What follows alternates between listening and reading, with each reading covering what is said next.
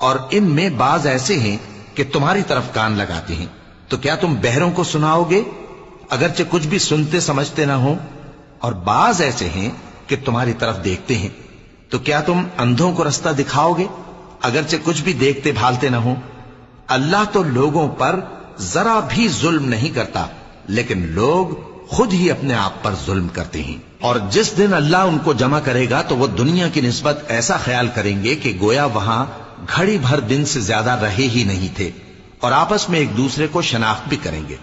جن لوگوں نے اللہ کے روبرو حاضر ہونے کو جھٹلایا وہ خسارے میں پڑ گئے اور راہیاب نہ ہوئے۔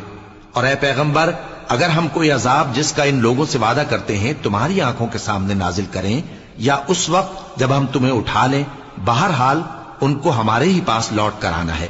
پھر جو کچھ یہ کر رہے ہیں اللہ اس کو دیکھ رہا ہے۔ اور ہر ایک امت کی طرف پیغمبر بھیجا گیا، پھر جب ان کا پیغمبر آ جاتا ہے تو ان میں انصاف کے ساتھ فیصلہ کر دیا جاتا ہے اور ان پر ظلم نہیں کیا جاتا۔ اور یہ کہتے ہیں کہ اگر تم سچے ہو تو جس عذاب کا یہ وعدہ ہے وہ آئے گا کب؟